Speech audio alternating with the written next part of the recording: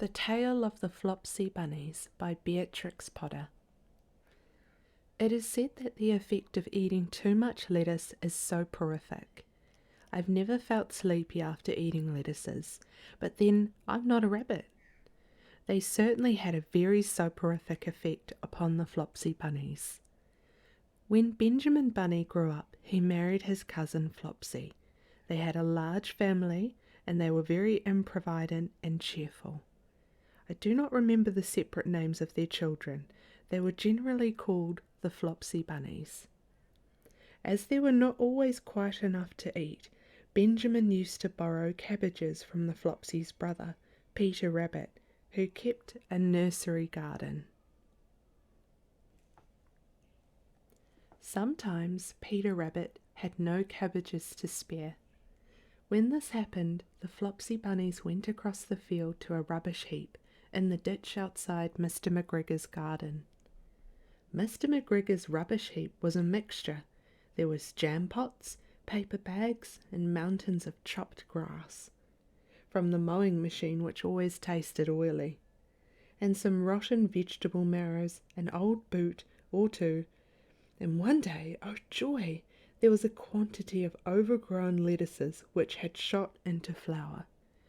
The Flopsy Bunnies simply stuffed lettuces by degrees, one after another. They were overcome with slumber and lay down in the mown grass. Benjamin was not so overcome as his children. Before going to sleep, he was sufficiently wide awake to put a paper bag over his head to keep off the flies. The little Flopsy Bunnies slept delightfully in the warm sun. From the lawn beyond the garden came the distant clackety sound of mowing machine. The blue bottles buzzed about the wall, and a little old mouse picked over the rubbish among the jam pots. I can tell you her name.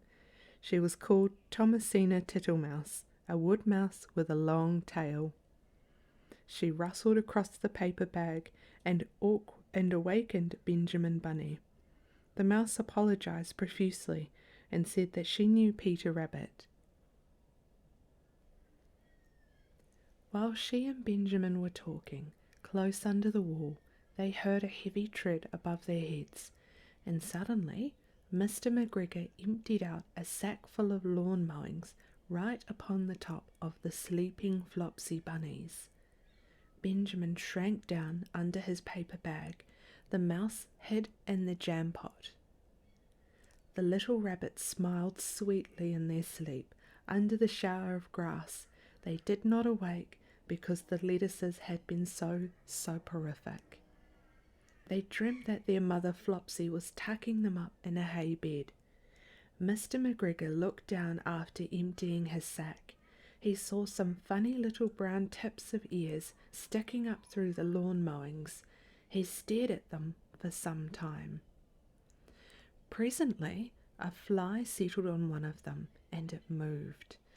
Mr. McGregor climbed down onto the rubbish heap. 1, 2, 3, 4, 5, 6 little rabbits, said he, as he dropped them into his sack. The Flopsy Bunnies dreamt that their mother was turning them over in bed. They stirred a little in their sleep, but still they did not wake up. Mr. McGregor tied up the sack and left it on the wall. He went to put away the mowing machine. While he was gone, Mrs. Flopsy Bunny, who had remained at home, came across the field. She looked suspiciously at the sack and wondered where everybody was. Then the mouse came out of her jam pot, and Benjamin took the paper bag off his head, and they told the doleful tale. Benjamin and Flopsy were in despair. They could not undo the string. But Mrs. Tittlemouse was a resourceful person. She nibbled a hole in the bottom corner of the sack. The little rabbits were pulled out and pinched to wake them. Their parents stuffed the empty sack with 3 rotten vegetable marrows and an old blacking brush and 2 decaying turnips. Then they hid under a bush and watched for Mr. McGregor. Mr. McGregor came back and picked up the sack and carried it off. He carried it hanging down, as if it were rather heavy. The Flopsy bunnies followed at a safe distance. They watched him go into his house, and then they crept up to the window to listen. Mr. McGregor threw down the sack on the stone floor in a way that would have been extremely painful to the Flopsy bunnies if they happened to be inside it. They could hear him drag his chair on the flags and chuckle.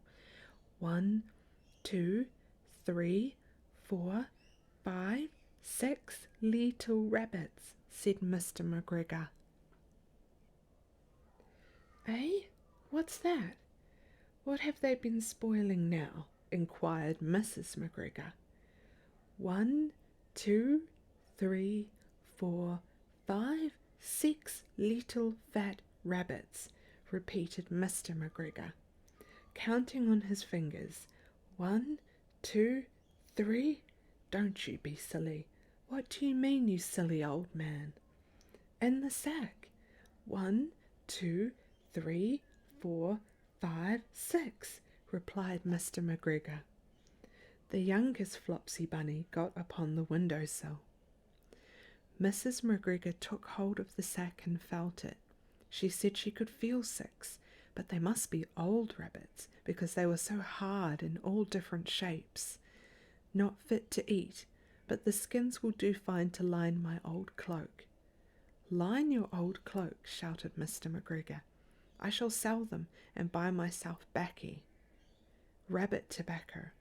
I shall skin them and cut off their heads. Mrs. McGregor untied the sack and put her hand inside. When she felt the vegetables, she became very, very angry. She said that Mr. McGregor had done it on purpose. And Mr. McGregor was very angry too. One of the rotten marrows came flying through the kitchen window and hit the youngest Flopsy bunny. It was rather hurt. Then Benjamin and Flopsy thought that it was time to go home. So Mr. McGregor did not get his tobacco, and Mrs. McGregor did not get her rabbit skins. But next Christmas, Thomasina Tittlemouse got a present of enough rabbit wool to make herself a cloak and a hood and a handsome muff and a pair of warm mittens.